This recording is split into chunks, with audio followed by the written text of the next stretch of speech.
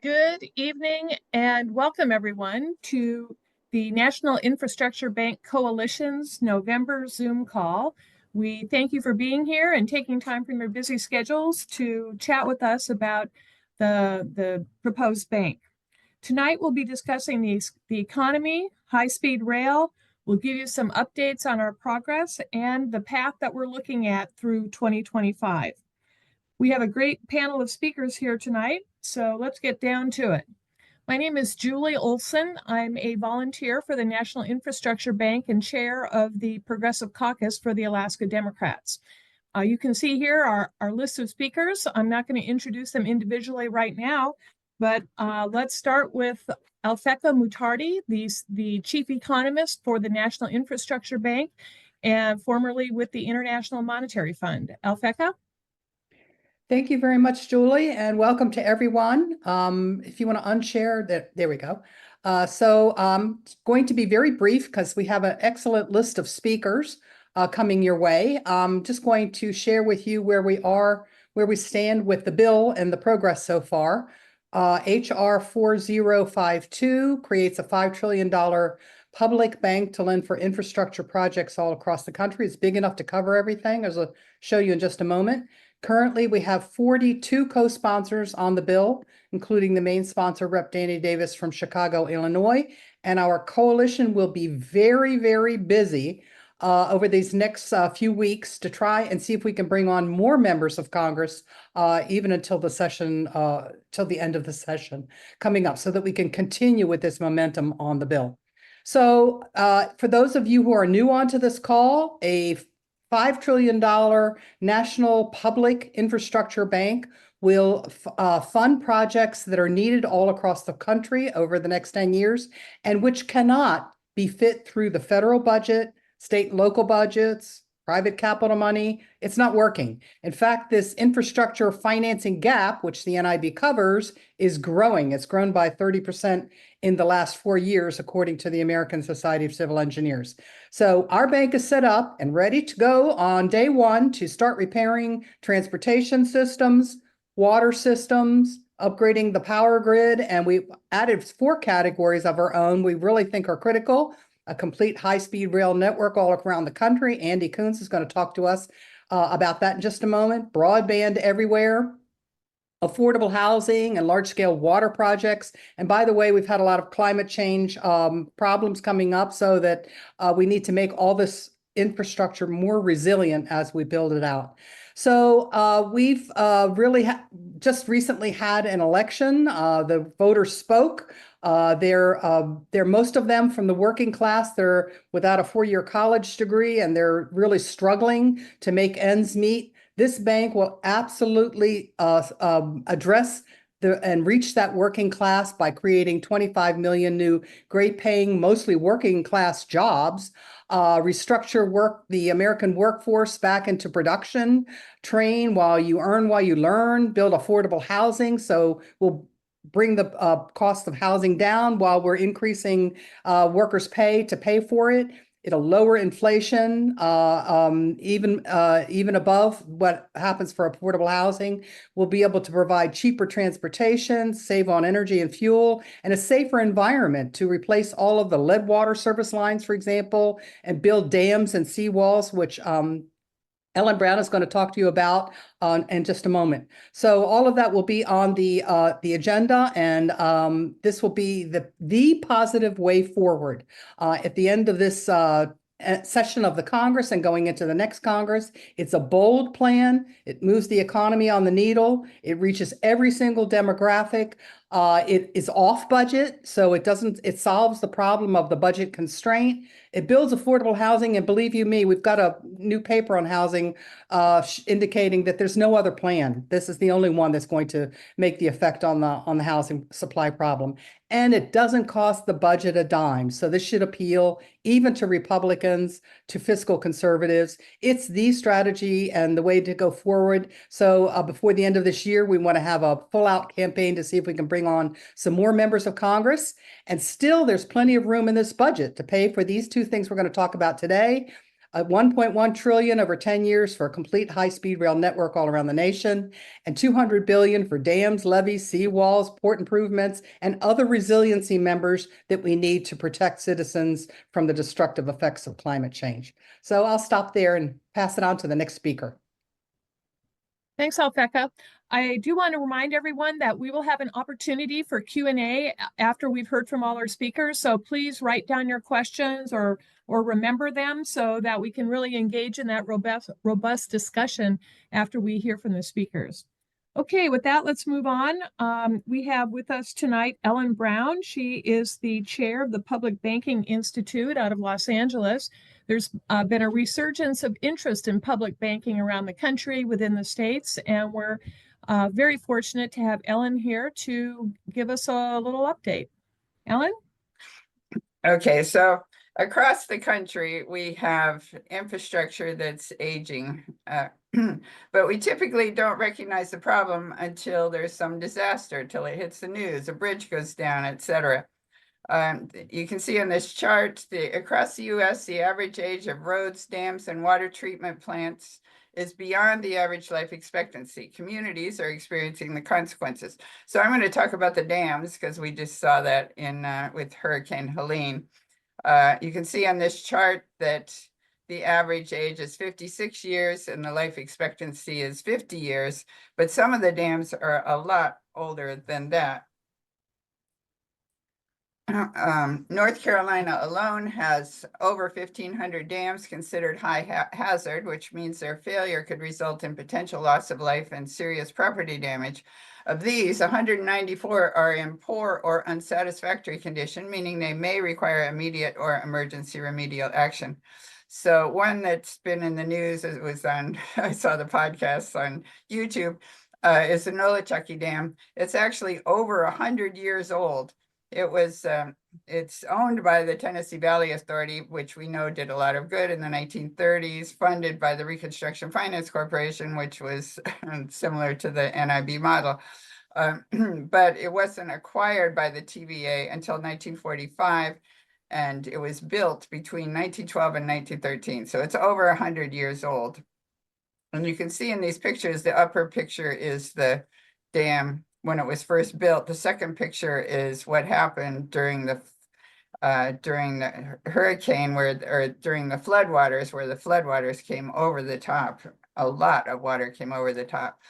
So originally they said the dam was in danger of breach, but it didn't actually breach. In other words, the thing didn't fall down.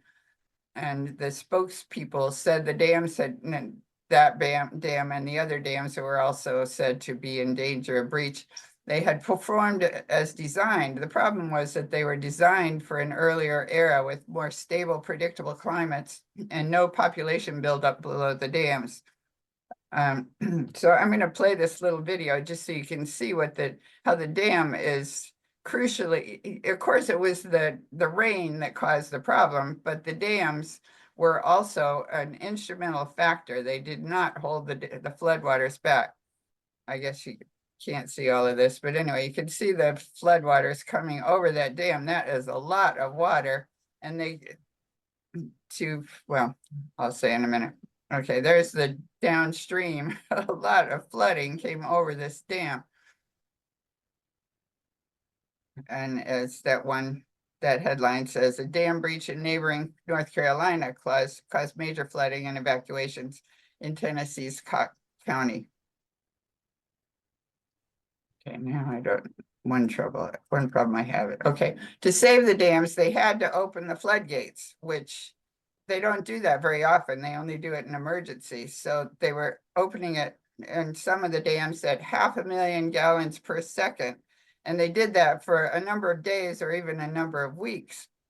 And so you can see in the bottom headline there, homeowners accused Duke Energy of protecting the homeowners that were in the wealthier neighborhoods by letting the water out right below the dam. So it hurt the poorer neighborhoods that were near the dam. But then that was Duke Energy, not TVA. But Duke Energy said, Well, we had to let the water had to go somewhere. It has to go downstream. What they do is they have a network of dams and rivers. So they open up the floodgates around the network in order to equalize the pressure on the dams. But you could see, like in the middle picture, you can see how much water comes through those floodgates. That's a lot of water going downstream. Nolichucky Dam's floodgates were still open 3 weeks later. So that's a lot of water going down. According to a 2022 report, more than 2,200 US dams are in poor condition, likely endangering lives if they were to fail. And the cost of fixing all those dams would be over $150 billion, of which $3 billion was allocated in the infrastructure bill that was signed in 2021. So obviously not nearly enough.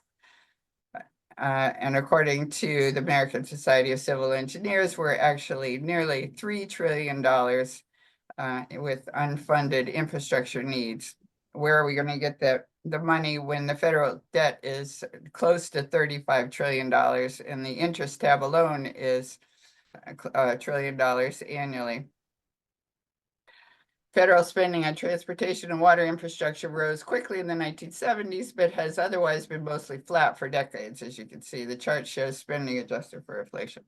The federal government contributes about 41% for construction of water and transportation infrastructure, but maintaining that infrastructure mostly falls to state and local governments, and they are out of money as well. So what are the options? Really, the National Infrastructure Bank is our only option, because the states also don't have the money for this massive infrastructure, and they can get the money much more cheaply from the National Infrastructure Bank than from the bond markets, which are pricey and a lot of money goes to the managers, et cetera. So that's. Thank you, Ellen, for a very sobering presentation. Of course, it is great to remember that we have a solution in the National Infrastructure Bank. Okay, let's move on to our next speaker. He is a designer with a background in urban design, planning, landscape architecture, and sustainability. As president and CEO of the U.S. High-Speed Rail Association, he has a vision of 17,000 miles of high-speed rail in the U.S. He's done multiple presentations around the country. In May of 2024, he was quoted in Newsweek magazine. The same article quoted Nancy Pelosi as saying, any subject you can bring up, from environmental protection to you name it, high-speed rail and mass transit is an answer to it. So to give us more in-depth information on this topic, I would like to introduce Andy Kunz. Andy, you have the floor. All right, thank you very much. Let me share here and we'll roll through.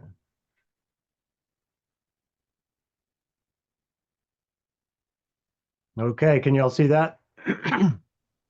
Yes. So high-speed rail is what I focus on. This is how we're going to decarbonize the transportation system and transform the country in a huge way. And we've already seen it happen in numerous other nations that have built this. And here are the other nations. We're like one of the last countries left that hasn't invested in high-speed rail. Japan was the first. They started in 1964. And then France was next, starting in the 80s. And then from there, it spread all over Europe. And then, other Asian nations picked it up and built it. And now it's being built in Morocco, all sorts of other nations, even beyond what we're showing here. So the whole world is really embracing this and, moving into it.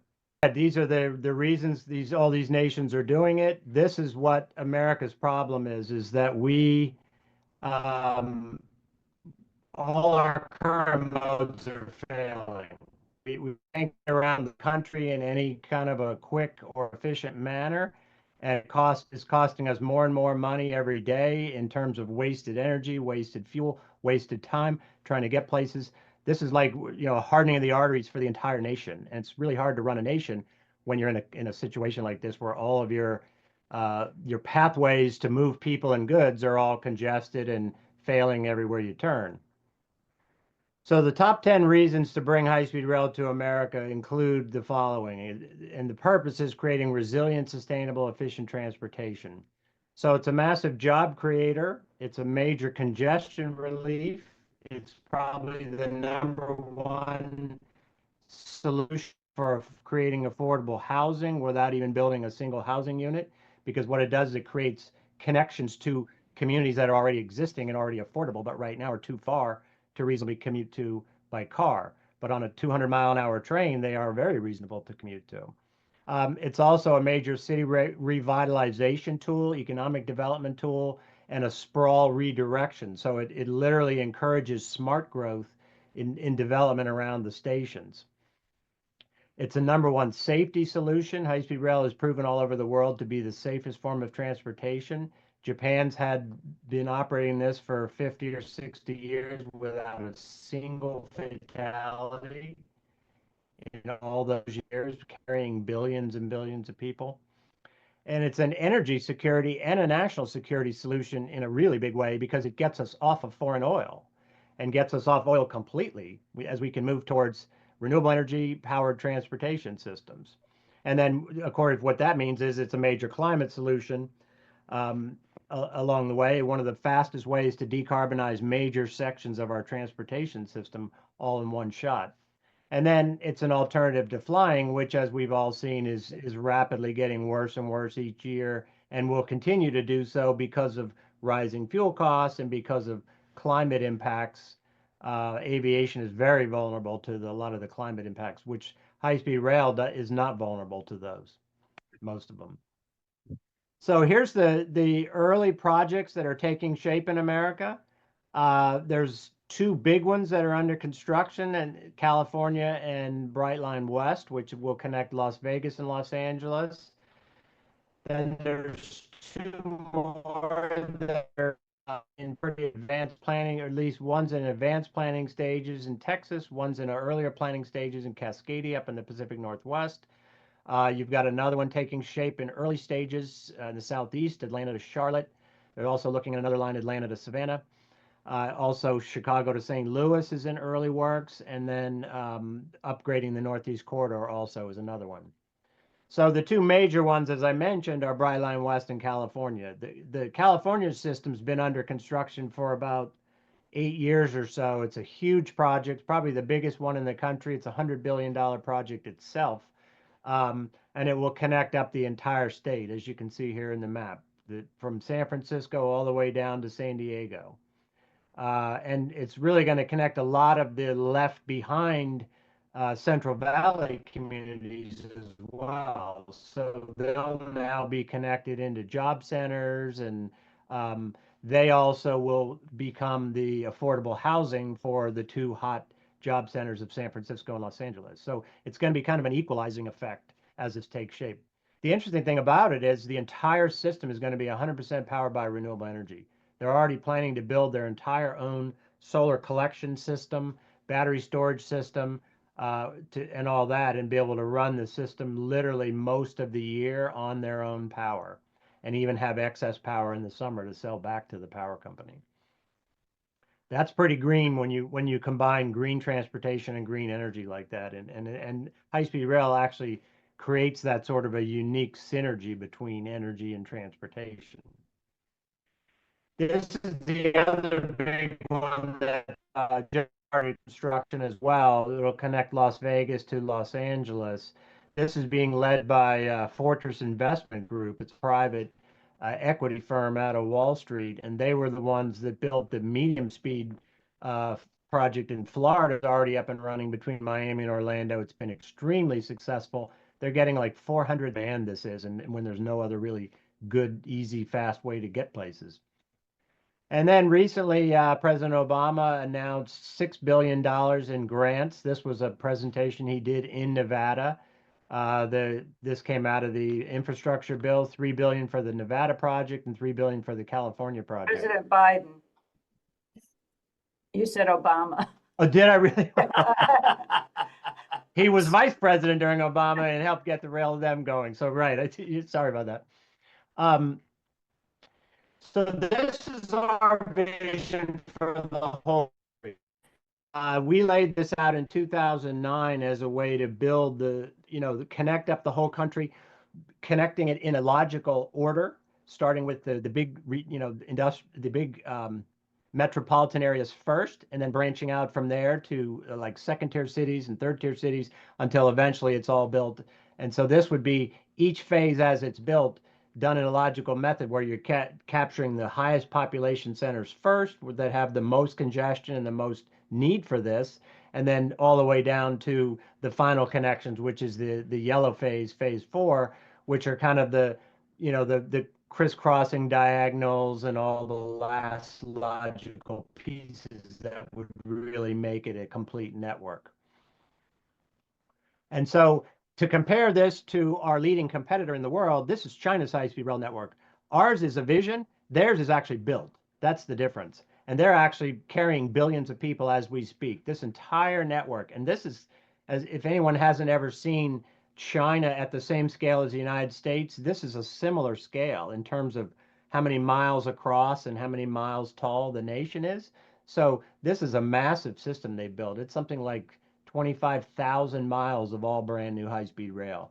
And so this is what we're up against. And we can no longer compete on the global stage when all of our competitors have this super efficient transportation system for their people to move around and their goods to move around super efficiently and super cheaply, while we're spending a fortune and tons of time being stuck everywhere trying to compete. It's just not going to work.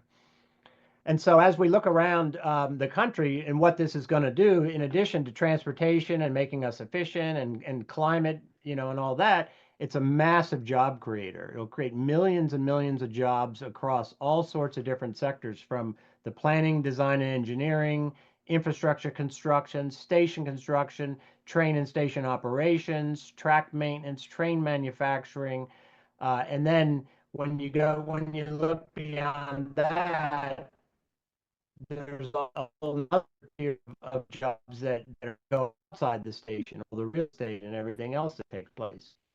And then when you look at just California's system, they've got started. They're only got 100 miles so far built or almost built, completed. And this is where the jobs have spread across the country, just from that one little section that they built so far.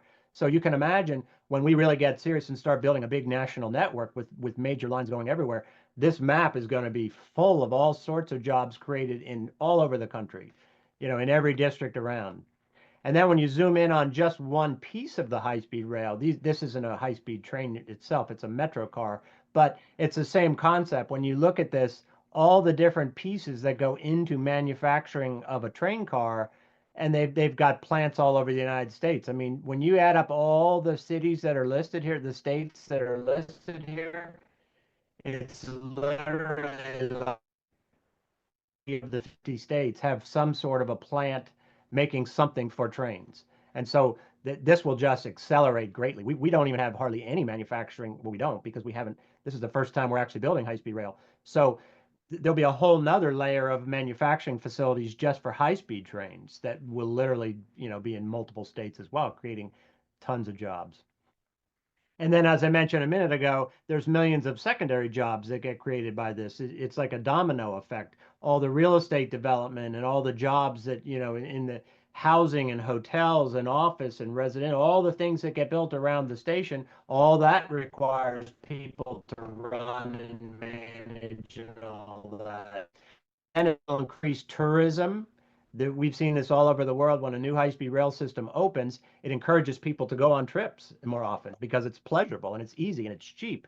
And you can do day trips like festivals or sporting events in another city or concerts, things like that, that might be too far to go by car, but 30 minutes on a train, that's very reasonable to go to multiple. You could go to multiple events, across your whole region by having this available. So it'll really stimulate the tourism. It'll stimulate manufacturing, bring a lot of that back to America, and then it'll a whole new level of support service jobs. So we're talking about literally a transformation of our economy with this huge project itself taking off.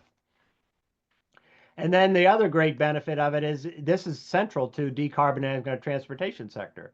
And every year that goes by, we get bigger hurricanes and more floods and more fires and more freezing and more heat and drought. And this is going to keep increasing until we actually get a hold of this and start reducing the carbon from our transportation. And high-speed rail is front and center there. It's number one, can decarbonize entire regions. It can take thousands of airplanes out of the sky permanently and millions of cars off the road permanently. And then it triggers the building of all sorts of other rail systems to feed and distribute people to and from the high-speed system. And then that encourages more walkable communities and more bicycle use and more electric cars, and on this goes. So it's like a virtual positive cycle that keeps spinning, further and further in benefit.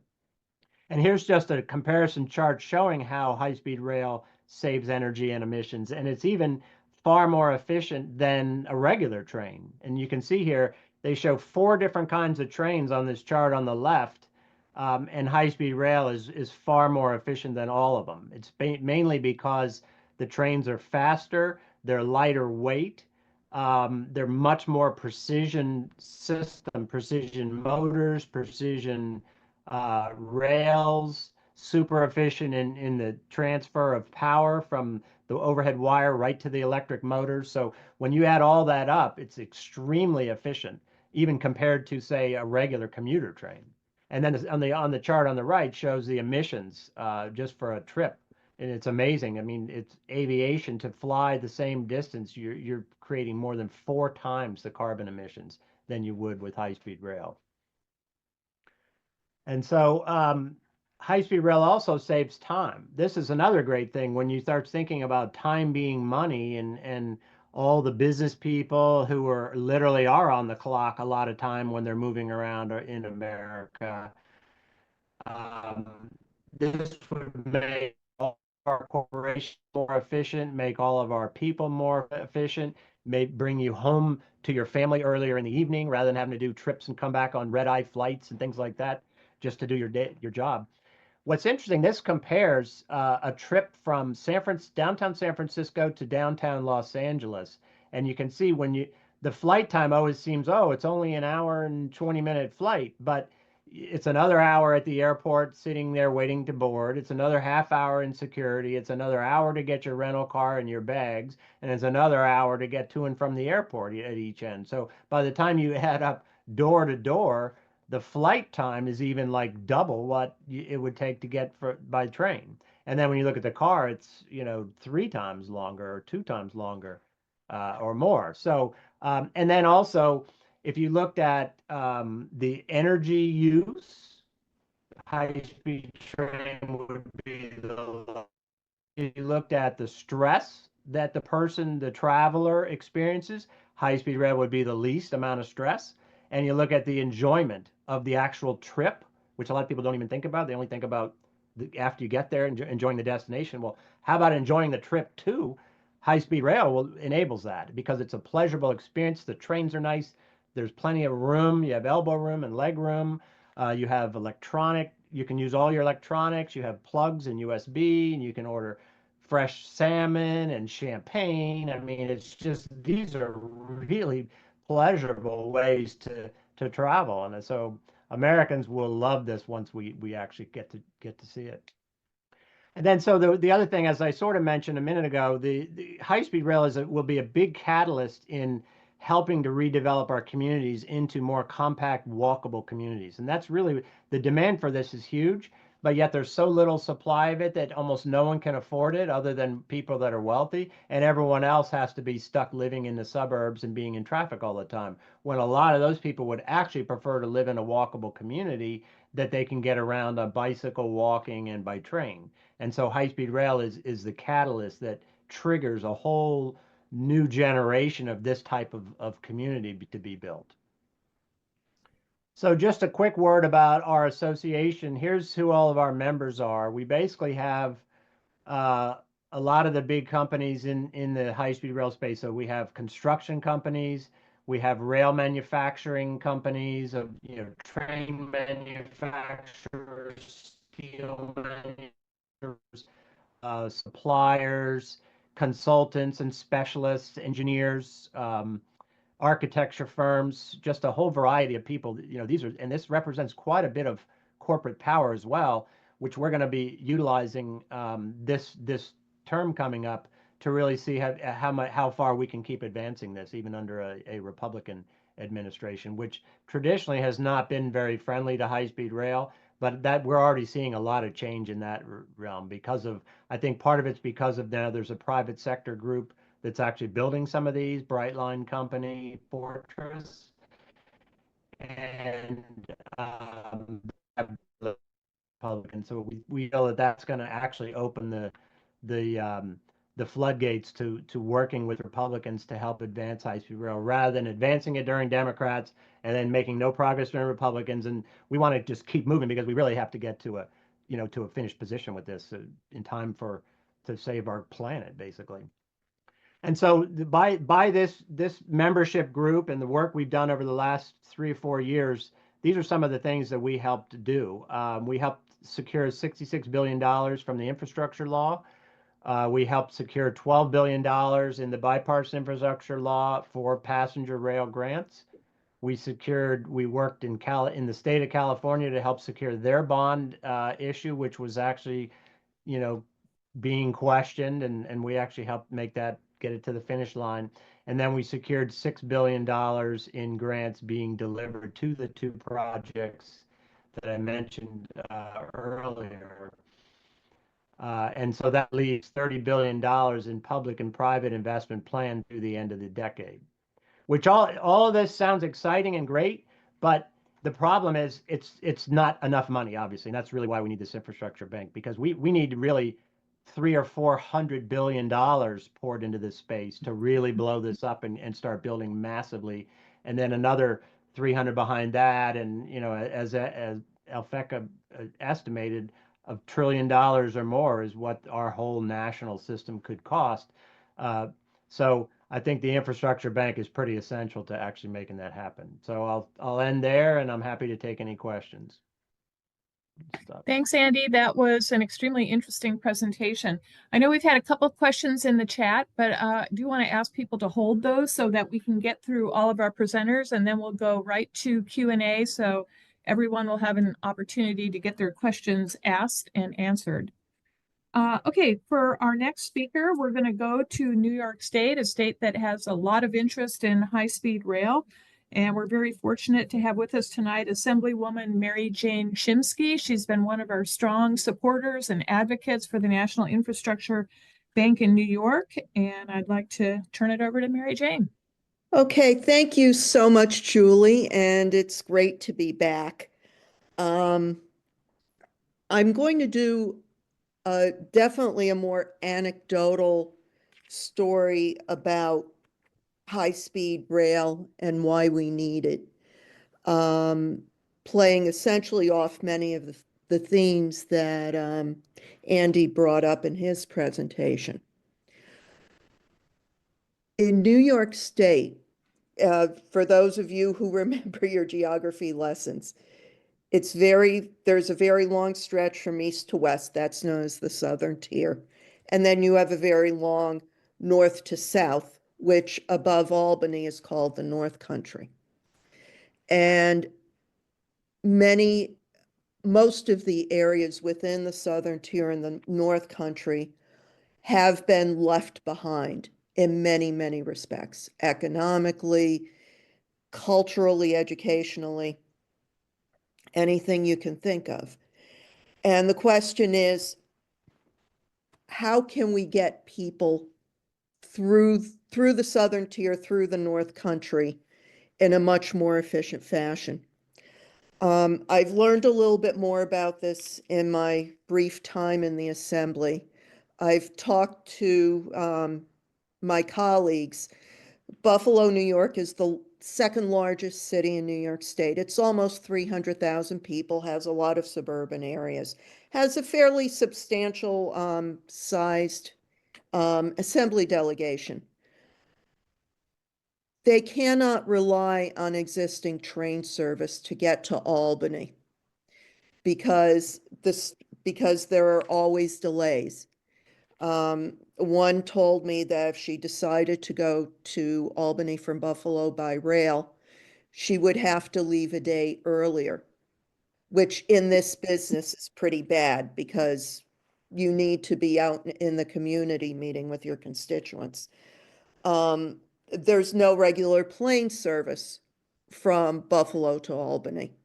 So what many members end up doing is carpooling the 4 to 4.5 hour trip from Buffalo to Albany. And I know no one's going to throw a benefit for members of the New York State Legislature, but what we really need to think about is if that is the kind of difficulty you have getting from the second largest city in New York to the eastern part of the state where the capital is, where New York City is, we are really holding Buffalo back. Because if we can't get there, business people can't get there. Students in the eastern part of the state who might be interested in going to college, there are many fine colleges and universities in the southern tier, for example, but students often don't spend a lot of time there. I spent some time at St. Bonaventure, which is in the middle of a very rural area of the southern tier. And they've always had a very well-regarded collegiate basketball program. At this point, most of their basketball players leave within a year or two. And I suspect that the reason for that is they feel as if they are in the middle of nowhere. And it's hard for them to get home and visit their families if they don't live nearby. They can't go to cities. They can't go to other places. And if we had a high-speed rail network, places like Rochester, which I saw on the map as being one of the phase 3 connections in the aspirational map that Andy put out in the slides, those cities will boom. All of that prosperity will move to other places in the southern tier, like St. Bonaventure. And if Buffalo, New York, being as isolated as it is now, is a city of almost 300,000 people, the sky's the limit for them if people can get there easily and conveniently in an hour and a half or 2 hours instead of 4 hours plus by car. I am very excited at the prospect of high-speed rail. I've often thought that all the people who drive from Los Angeles to Las Vegas, they'd be much better off if they could take a high-speed rail system. But as I've learned more about the state in which I live, there are so many important applications for high-speed rail that would help create an economic renaissance in so many parts of our country. And I look forward to continuing working with the National Infrastructure Bank Coalition to get more interest in the National Infrastructure Bank and in expanding our infrastructure in such critical ways as high-speed rail. So thank you very much for listening. Thanks, Mary Jane. I appreciate you being here. And I think your comments resonate with people across the country. We see that, I believe, in every state where people are wishing that we had better, more efficient mass transportation. Okay, let's move on so we can get to everyone. We have with us tonight Senator Bill Tallman from New Mexico. He's been one of our strongest supporters in the Southwest and has helped ensure that all 3 representatives to Congress have signed on our resolution. So I'd like to introduce everyone to Senator Bill Tallman from New Mexico. Good evening, everyone. Glad to be with you. I was particularly interested in the last speakers talking about upstate New York. I grew up in upstate New York, went to Syracuse University, very familiar with the geography, topography. The woman legislator kept talking about Buffalo being 300,000. Well, it's a metropolitan area, 1.1 million. so the city is only 300,000, but the metropolitan in Rochester, which is only about 80 miles to the east, is almost a million. Metropolitan area. In Syracuse area is about 600 to 700,000, and in Albany is, I don't know, must be somewhere between 500,000 and a million. So yeah, it's and I'm familiar with St. Bonaventure. Yeah, it is a very isolated area, and so a high-speed rail would be a wondrous thing for upstate New York and all over the country for that matter. I've been asked to speak briefly about a subcommittee meeting that we recently held in New Mexico. It was entitled Transportation Infrastructure Revenue Committee. I happen to chair that committee. Our theme last month was surrounded around rail. We had a session on rail safety, and then we had a national recognized expert, Rick Harnish, who is the executive director of the High Speed Rail Alliance, who spoke about high-speed rail. And then we had a fellow who presented a proposal for a rapid rail system for the city of Albuquerque. We have in Albuquerque, we have a rubber-tired system, which is somewhat limited, but the cost is only 1/3 of rail. So I asked the fellow who made the presentation for a mass transit rail system why he was proposing rail when it was 3 times more expensive. And he said that it is because in the big picture, over the long haul, it's actually cheaper, even though the initial cost is more. The upfront cost is more. Over the long haul, it's cheaper because you can carry more people cheaper in one sentence or less. So I found that very interesting, which is, explains why most cities don't do rubber-tired mass transit. They do light rail. So I've been to China twice, but it was back in the 90s, and that was before so the last time I was there was 1999, and there are 25,000 miles of high-speed rail that have all been built since. I was in Europe last summer and this summer, and both times I took the high-speed rail from London to Paris. Unbelievable. It's so smooth, so fast, so comfortable. It's a non-brainer. And the United States is just falling farther and farther behind because we don't have high-speed rail. And so I'd like to, one of my questions in the chat was why are we falling behind? This is a no-brainer. Why aren't we building this high-speed rail all over the country? It makes so much sense. We heard the top 10 reasons. I'm a big fan of top 10.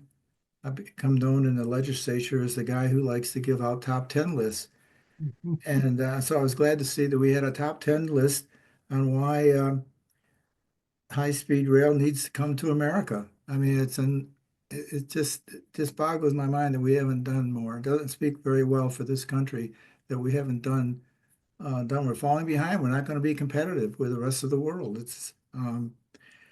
So I've seen a map of proposed high-speed rail west of the Mississippi, and the first line proposed west of Mississippi to go from Chicago to LA through New Mexico, which makes sense because Interstate 40 goes through New Mexico, and that's the highest, most heavily traveled road west of the Mississippi. And in Biden's infrastructure bill that he signed in November 3 years ago, November 21, there are 13 major categories, one of which is high speed. New Mexico is receiving $0 for high-speed rail, even though we are predicted to be on the route that the first route that's going to be built west of Mississippi. So we really need to we're going to have to build it to be competitive, or we're going to fall behind. It's just that simple. So that's all I got to say. Thank you for listening, and be interested in hearing some of the rest of the presentations and some of the answers to some of the questions that have been in the chat. Thank you. Have a great evening. Thank you, Senator Tallman. As always, we really appreciate you being here. So we're expecting another speaker to maybe sign on in about 10 minutes or so. So I think we're going to go right to some questions. And I'd like to take the opportunity to kick it off with a couple of questions for Andy. So Andy, just number one, I'd like a clarification. Is the Bright Line from Los Angeles to Las Vegas, is that public or private? And secondly, I'm wondering, for other countries that have implemented high-speed rail, is it just passenger, or do they carry freight on those trains at all? Good question. The Bright Line one is a public-private partnership. It's being led by a private group, but they've gotten a public grant, and they're going to be using public land, the actual median of the freeway. And then they've also purchased privately a 100-acre piece of property right on the Las Vegas Strip, just at the southern end of the Strip. So they're going to do a huge mixed-use development there, a private development, which will include probably a casino complex, a sports stadium of some sort, apartments, some office, all sorts of retail and bars and fun stuff like that. So that's fully private. And your second question? Is freight ever carried on high-speed rail? Yes, it is. And actually China is doing that as well. Italy has one as well. It's not the heavy freight. So basically in the freight world, there's two kinds of freight. There's the heavy bulk freight, like CSX kind of stuff, which is chemicals and lumber and all that. That is going to stay right where it is. The other freight is all of your, every time you order an Amazon thing or FedEx and the US mail and all that stuff. And that's all being carried mostly by airplanes and long distance trucks, extremely inefficiently and extremely expensively. All of that could move to high-speed rail. And so what they do is you build one set of tracks, and then you have special high-speed trains that have no interiors. You just have boxes that can roll in, like those air shipping boxes, like FedEx uses. You have designed the train so you have multiple doors, and they look just like a high-speed train on the outside, but then the inside they could have these boxes, and you could zip all over the country extremely efficiently, carrying all the freight. The good thing what that would do is that would literally lower the cost of numerous consumer goods. All sorts of things that that are sold at retail stores, a lot of that stuff could come on the high-speed trains. All the mail, the FedEx, the UPS, Amazon, all that. So with the shipping costs would come way down for those things, that would lower the overall cost of consumer goods across the board once we had a national system. Cool. Thank you.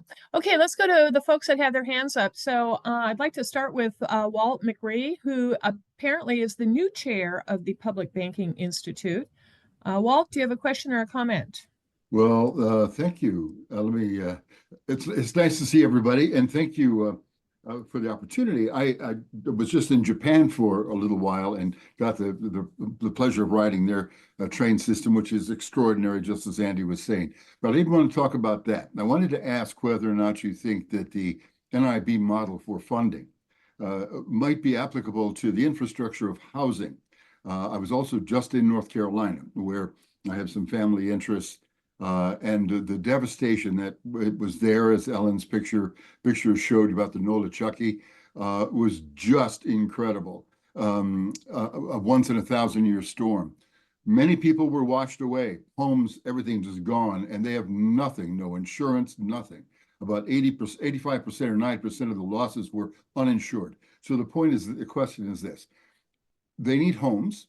And of course, they'll probably need modular homes, which are available. But is it would it not be possible for us to look at maybe a statewide NIB kind of funding mechanism? And maybe Ellen would like to take a shot at this too. It seems to me that there would be a way for us to generate localized investment monies to target this sort of lending and generative production. Sure. First of all, would like to point out that with high-speed rail, one of the common things that we see happen is extensive development around the terminals or every stop on the high-speed rail line. That's something Andy was just talking about, the private development that will occur when that rail line is put in. Affordable housing has been a plank in the NIB platform since the beginning, but Alphecca or Ellen, would you like to go into a little more detail on that? Ellen, did you want to go first? Well, in our one and only state-owned bank is in North Dakota, and they had a big flood in 1998. They've had a number of floods, but this very big flood in 1998 that seriously damaged one very large area. And sorry, I'm getting confused. The Bank of North Dakota was right there immediately funding all this stuff. And we've seen that FEMA doesn't have the money, and they weren't on the ground until a week later. And the people had already drowned by then, the ones that couldn't be reached any other way, et cetera. But so we could do the same model, in other words, with a state-owned bank where you issue the money as loan, you create the money on the books as loans and pay it back quite a bit later by increases in GDP it seems to me, I would argue that loans should be for productive purposes, but productive purposes includes repairs because if you let your infrastructure collapse, of course, you're going to have to pay more money to fix it. And plus you lose lives, et cetera. So all that is productive. So it does increase GDP in the sense that you're not going to have to spend GDP on these emergencies that arrives, or sorry, you're not going to have to spend taxes on emergencies that arise periodically. Okay, thank you. Alphecca. So I would add on to that, not only do we have a housing crisis in areas where climate change has wreaked devastation, whether it's a tornado or a flood or wildfire or whatever it is, that's certainly one aspect of housing that needs to be addressed. But overall, in the United States, we have a huge housing crisis. And where it's hit the hardest is for low-income renters. We're out millions of units that we need to build, and we need to provide not only the capital to build these new units, but we need to have some mechanism to make sure that we can subsidize the costs so that we bring that cost down for the very low-income earners who need it. So that two things, we need to capitalize, we need to provide capital for the construction, and we also need to provide some kind of mechanism for the subsidies. Up until now, the federal government thought it was taking care of this job, but it's not. It's just been flat. Housing assistance in the federal budget has been flat at 4% of all spending for the last 30 years. And now we have this huge crisis that is accentuated since COVID, and we're now in crisis mode in the housing sector. So we need to do something very outside the box. So one way to do that, of course, is to make sure that our bank, and we have enough funding in our bank, $720 billion just to construct affordable housing and maybe secondary middle income housing too. But we're going to need a new housing model in order to provide the subsidies. Why should we build a train station at taxpayers' expenses, and then all of the benefit to the real estate, rising in value is accruing to the private sector. Instead, we should try and reap some of the gains from that kind of development and make sure that they stay in the public sector to subsidize this housing. And so I've written a paper. It's up on the webpage now under the section Learn More. On the housing crisis and how the NIB will solve it, and what kind of models we can use to address this and get subsidies and build lots and lots of affordable housing for the very people that need it the most. Wonderful. Thank you, Alphecca. Okay, let's go to Elena Richards. Elena, you've had some questions in the chat. Now's your opportunity to ask them in person. Thank you. Jim Hanley invited me. I'm a young person that was mentioned in the chat. And there's kind of a divide, and I commented it, of how, like I mentioned of Europe and Asia is great, but how do you reach the working class person who worked so hard just to be able to afford a car, to be able to get to their job?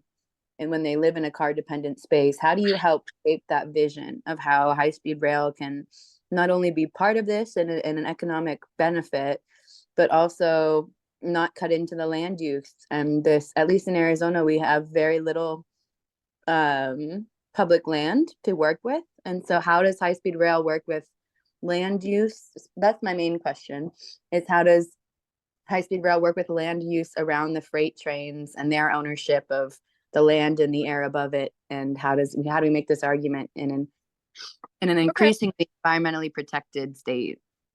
Well, why don't we go right to Andy for that question, as he's talking about high-speed rail projects in some of the most densely populated areas of the country in California. So Andy, how would you address Elena's concerns?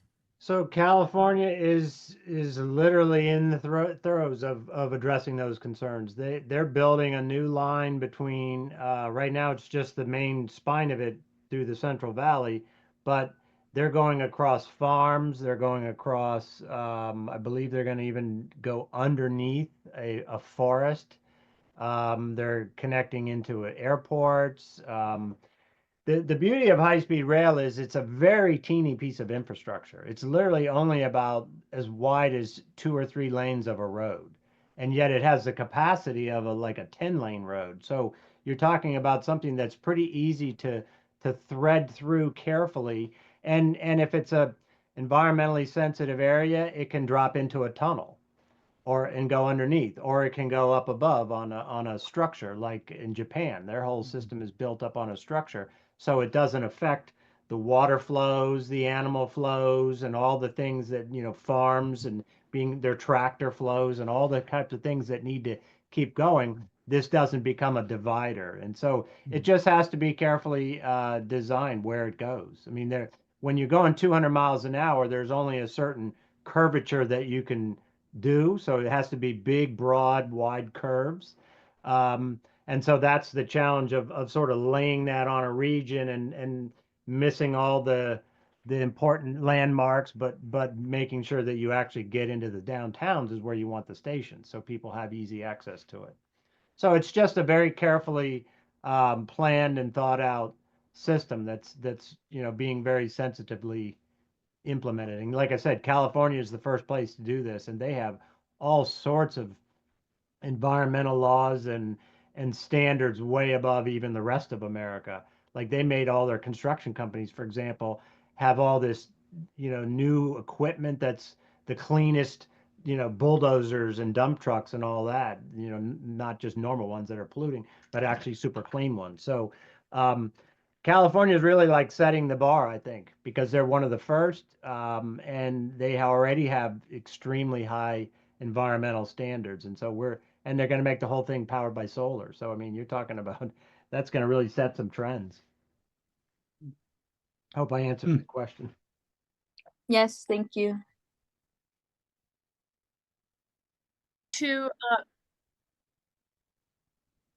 Okay, we're going to go to Nelson. Nelson, you've had your hand up for a while. Do you have a question or a comment? Yes, Andy, I was kind of late to the meeting today, but if you had to have a manufacturing hub of different technical skills to build high-speed rail trains, what are the skills and industries needed?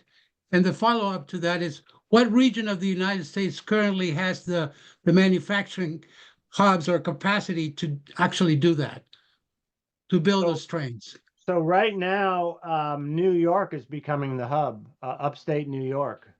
Hmm. Rochelle, that area. Alstom already had a manufacturing plant there, and Siemens just announced a new plant where they're going to build the trains for Nevada in New York. So there's a place where it's, you know, some of this is already taking shape, and maybe it'd be like a mini Detroit where you have the big manufacturers there, and then you have all the suppliers that supply them all locating all around there. And so you end up with, you know, developing hubs like that. So that's already taking shape. I expect another one will probably, Siemens has another plant where they build light rail vehicles in Sacramento area.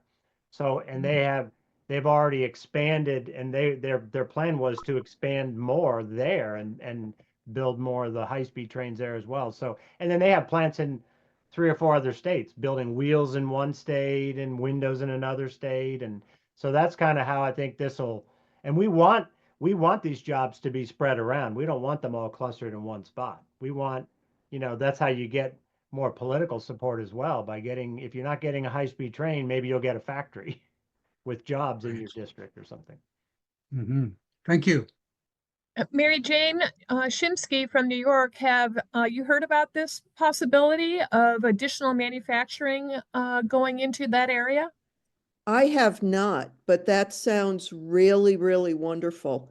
And we are having a lot of problems at this point with people, working class people leaving the state. Unfortunately, it's due to the rising cost of housing. So while we're building these factories, we better build the housing along with them. Yeah. Okay. It's always, Horsehead. I'm sorry. Horsehead is the city. Horsehead's New York is where Siemens just opened their plant. wait, where is that? North, south, I don't, mid? I'm assuming it's upstate New York, near Rochelle, New Rochelle or something like that. New 'Cause that's Rochelle is in Westchester County, so it's along Long Island Sound, just north of the city. Oh, Horsehead, I've never heard of. I'm going to look it up now, and I'll let you know when I find out. let me look up where Alstom, maybe I got that wrong. It's always positive to hear that a new industry, or usually positive when a new industry is locating in your area. So certainly Okay. that brings development. Horsehead is in the southern tier. It's just north of Elmira. Yeah, that's And that is certainly an area that could use the manufacturing jobs. and Siemens is going to increase the investment, so that could be really big. Oh, they'll keep growing it. Yeah. So this is just for the first set of trains. And so probably, and it's the Alstom and Siemens have been shortlisted for the California, supplying the trains to the California system as well. So whoever wins that is going to be that many more jobs in that same New York area. That's very exciting news. Thank you for sharing that. Okay, let's go to Joe Polito. You've had your hand up. Do you have a question or a comment? Yeah, first of all, I want to thank you for a great presentation, Andy. You really sold me. While I was watching, I inadvertently hit enter when I was putting information there about Nobel laureate Simon Johnson. And he's talked about the RFC, and he's lauded that period where it was used in his book, 2019 book, Jumpstarting America. And I put a link to the summary of the book, and it's you know, the economic policy is very similar to what you folks have advocated, Ellen's advocated, and so forth. And more recently, I put in a link about someone who attended a webinar on the book where Johnson was speaking, and they promoted, at the point I've linked to, they promoted the NIB. They talked about it, and that was 5 years ago. So, and he responds later, and he's not a huge advocate of the RFC, although he has definitely talked about it and its power. But it's just that he's not he's looking more at the outcome, which is all this productive capacity to be produced and all of this innovation technology that would be improved. And anyway, I just think it's nice to have a Nobel laureate on your side, and maybe someone you can develop a closer link to.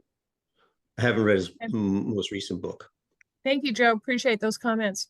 Okay, let's go to Jim Hanley. Jim, you're in Phoenix, I do believe, and are you a tier 2 city on Andy's color-coded map of priorities? I don't know.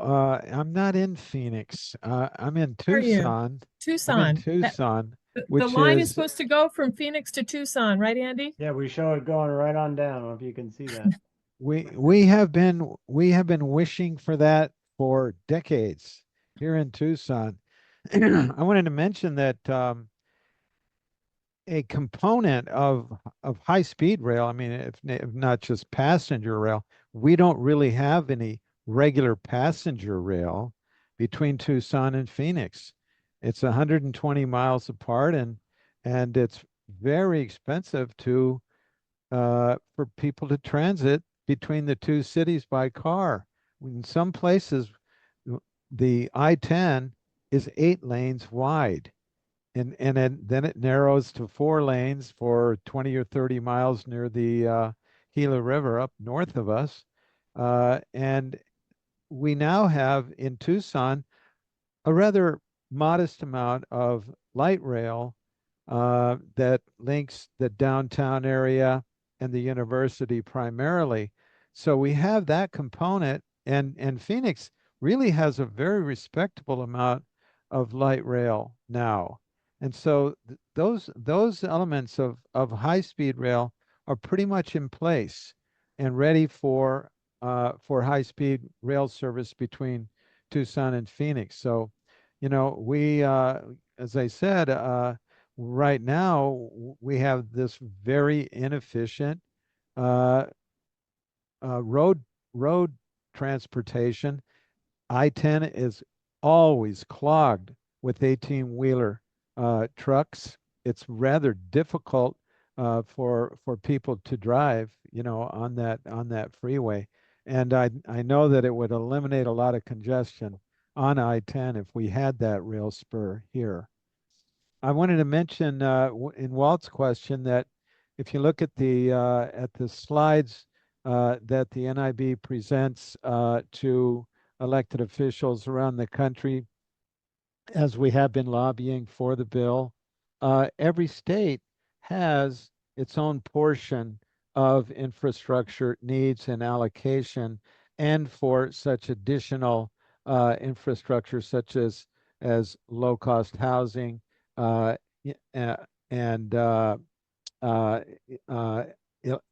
electrical. We need to have more interstate electrical transmission in order to link areas where green energy is produced to the rest of the grid. Right now, the rest of the grid is all oriented to fossil fuels and hydroelectric. So that's why that's needed. But every state has an allocation of the total $5 trillion in the bill, or an estimated need, which would include low cost housing, as well as Alfecca mentioned. Thank you, Jim. Kimberly Sims in the chat has asked, could NIB funds be used for rail projects other than high-speed rail? States have needs for other types of rail systems, and so I'm going to ask a couple people to weigh in on that, but I understand that Gary Profit, who is from the New York Passenger Rail Association, is on the line. Gary, might you want to comment on that question? Okay, we'll see if he's going to take himself off. Oh, yeah, there I'm he sorry. is. Could you just repeat the beginning of the question again? Oh, this is just a question about using NIB funds, National Infrastructure Bank funds, for improving mass transit rail lines other than high-speed rail. So and Jim was just talking about that also. So what do we do about some existing rail lines that may not be high speed, and how can we connect them into so that they can be efficiently used with high-speed rail? Yeah, I think there's a lot of locations, especially on lines where it's mixed with, as was said earlier, heavy freight, where you may not have high speed every single place or between every single major cities, and therefore having a medium speed rail or more conventional rail that doesn't quite go the speed of high speed is certainly applicable in some areas and between some city pairs. So certainly that that should be funded. I mean, not every city in the country is Orlando to Miami or Washington to New York or LA to San Francisco. There's a lot of other much smaller cities across the country that may not quite get to the threshold of volume or speed necessity of high-speed rail, like what Andy was talking about earlier. Thank you. So I think, Kimberly, the answer is yes, that NIB funds could be used to fund other sorts of rail other than high-speed rail. We're interested in the most efficient and cost-effective modes of transportation. So lots of options there. It sort of plays into some of the other comments and questions that have come up in the chat where people are asking about why haven't we built high-speed rail previously? And my understanding is that for many years or decades, it was thought that it was not economically feasible in America because we did not have the population density in the right spots. Andy, can you tell us how that's changed over the past couple decades to change people's thinking on that? I think what you just said, it was just an excuse. I mean, we have population density. There's like half of the United States is as dense or more dense than Europe.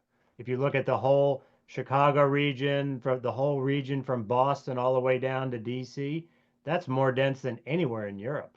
So I think the real, to be frank about it, it's that we have an oil industry, a car industry, an aviation industry, and a road building industry that are massive, and they don't want any of this to get built because every bit of high-speed rail that gets built, or even light rail or any other rail, impacts those businesses. And so they spend a lot of money for decades and decades and a lot of lobbyists just to keep everything the way it is and prevent rail funding and prevent rail programs. And so that's really and so I put in the chat earlier tonight, we looked this up of how much have we spent in the last 50 years. We've spent almost $3 trillion on highways.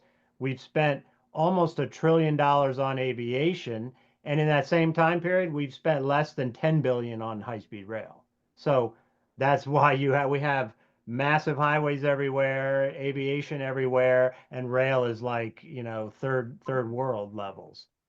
So I think what has to happen is the spending needs to flip. Now we need to invest in a first-class rail system for the next 50 years on par with the interstate highway system that we built and the original transcontinental railroad system.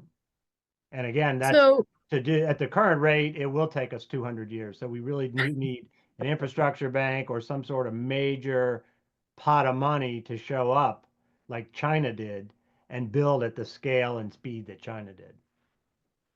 What do you think about the prospects in the next Congress? Are you seeing more willingness to discuss high-speed rail as a concept, or is public opinion or the opinion of our thought leaders in Congress changing on this topic? We've seen a lot of change, absolutely. And I think part of it was what really helped move people forward a lot was Brightline showing up, Fortress showing up. Because we heard all the critics for years, all the think tanks used to rip on this constantly and say, oh, if it's such a great idea, let the private sector do it and all this kind of stuff. Well, the private sector is now doing it and pouring billions of dollars into this. And so that's making a lot of people pay attention. There's a lot more Wall Street firms that are now looking at this with interest. There's a lot of real estate developers that are now looking at this seriously. And so I think, and then our work is finally, really happening too. We've been doing major media outreach for 4 years straight. working the politics every which way, getting stories out there, talking about the benefits, trying to depoliticize it and just focus on why we need this for America, that this is for our economy, for our transfer, moving our goods and our people. It's essential that we have to keep up with the rest of the world and prepare for a different future, that we're not going to have endless oil like we have now. And so we have to really plan for this, and it takes time. So I think a lot, and I think the other thing that's really happening is climate change is really waking people up. You can no longer stand there with a straight face and say climate change is a hoax as your house is blowing away in a hurricane, or your living room is underwater. So a lot of people are now coming around and going, all right, and they're beginning to see the connection that high-speed rail is a major climate solution. So that's opening up new doors and new thinking as well. So we're seeing a big sea change actually in favor. That's good to hear. And we'll have one more. Let me say one last thing. We'll have Sure. a major sea change in about 4 years when the Bright Line trains are first operating. When people can actually get on a train for the first time and go 200 miles an hour in America, that's going to be a massive shift. Everyone's going to be like, all right, now we want it. How come they get it and we don't have it? How come we're stuck, with delayed and canceled flights and they're zooming to their destinations like clockwork? So that's where we're looking forward to that day. So is that 2028 or 2029? What's the About target? 4 years. They've got about a 3 to 4 year build timeline that they're looking at, and they're just have begun, and they're trying to get it done in time for the LA Olympics and actually have some of the events at their Vegas in their new stadium and stuff that they're going to build in Vegas. Yeah. That sounds great. So it's an aggressive schedule, but a lot of our members of the companies that are building it, and they've been already strategizing and looking at rapid building techniques and special machinery. They've been studying this stuff for like 3 years to prepare for this. They want to build a mile of track a day. That's their goal. Wow. Yeah, I'd like to go to Senator Tallman from New Mexico. You've got a lot of rural areas in your state, and I'm wondering what improved mass transit or rail could do for those rural areas. Is that something? Okay, no, we're not talking about that.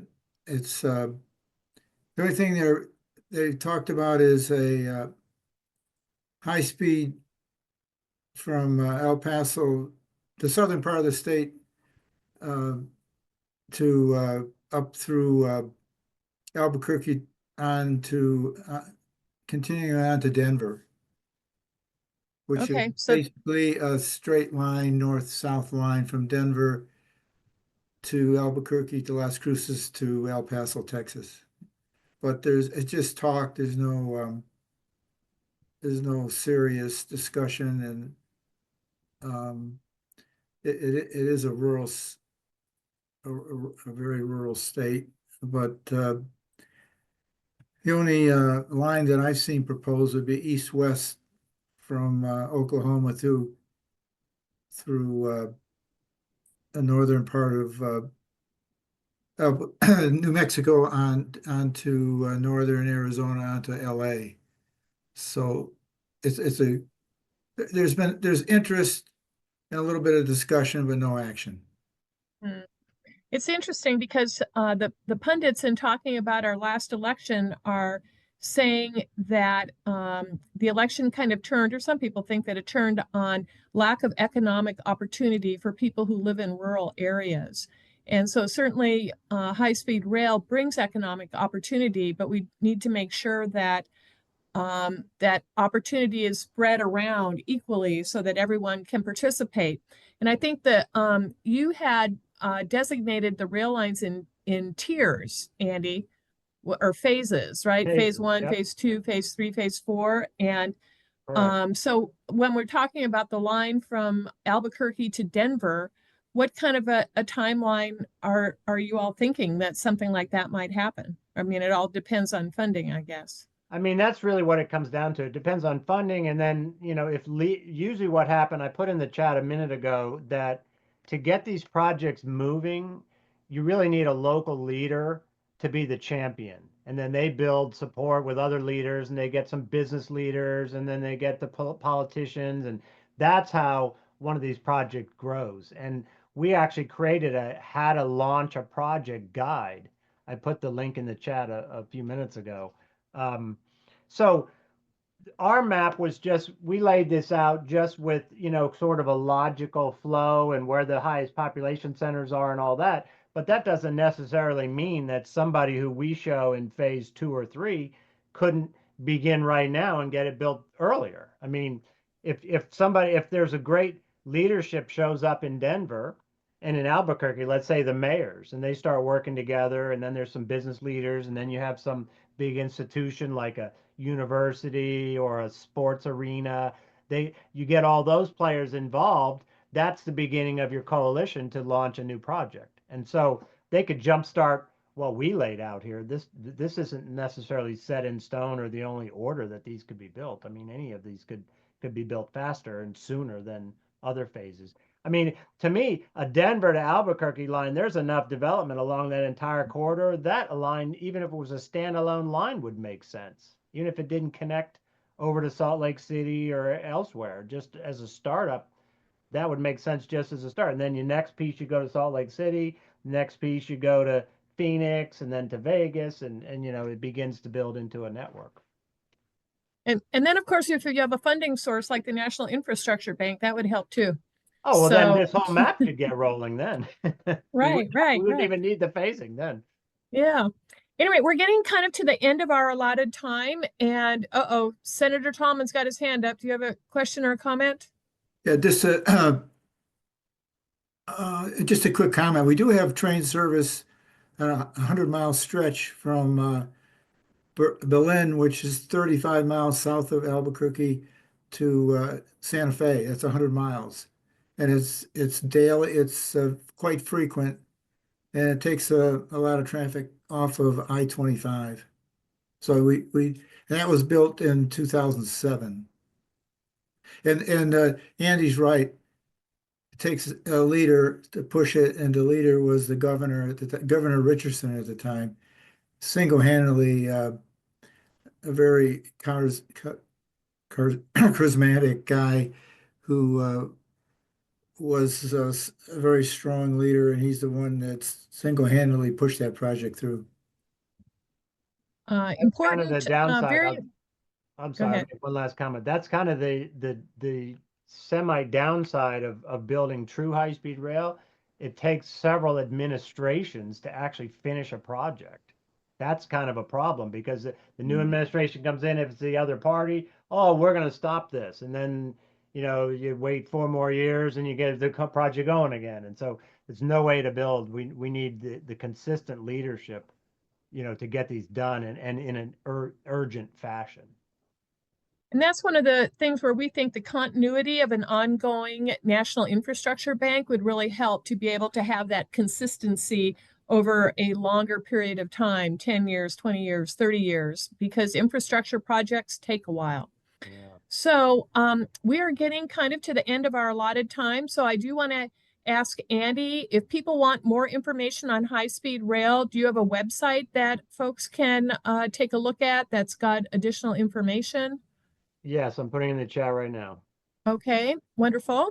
And then I would, we talked a lot about the future, what we're looking at in 2025 and trying to change people's attitudes. And I'd like to call on Alfecca to maybe just give a little brief synopsis of what the National Infrastructure Bank Coalition is looking at doing in 2025.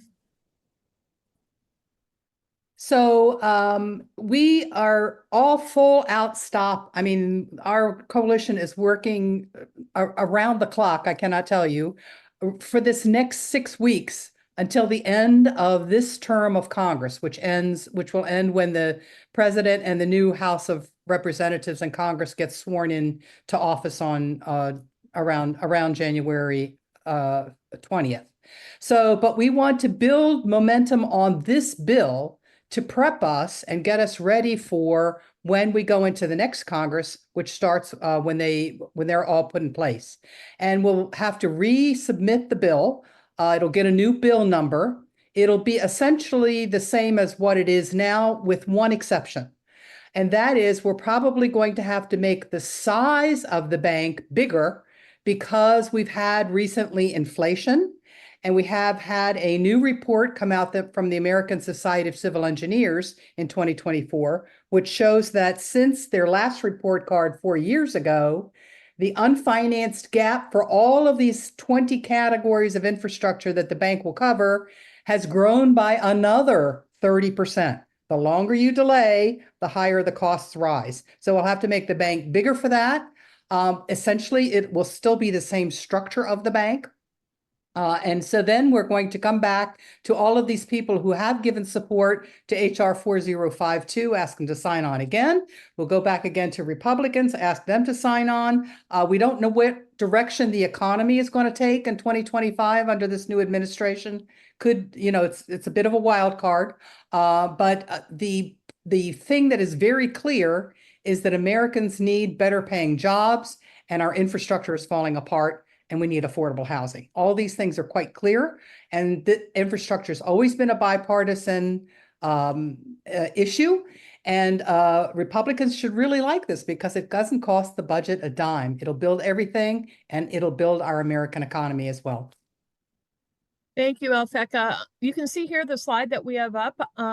We're really asking folks on the call to contact your members of Congress. We are making an all-out push to get some additional co-sponsors here before the year is out.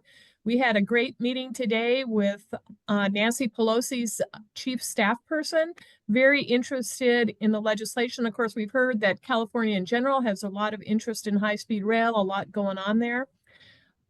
So here's our phone, or the phone number that you can call to contact your member of Congress and ask for a meeting. We will help you with that meeting. We're happy to get on a Zoom call with you and your congressperson, or just email us for help. And you see our email address there. So we are happy to work with you to talk to your congressperson and generate additional support.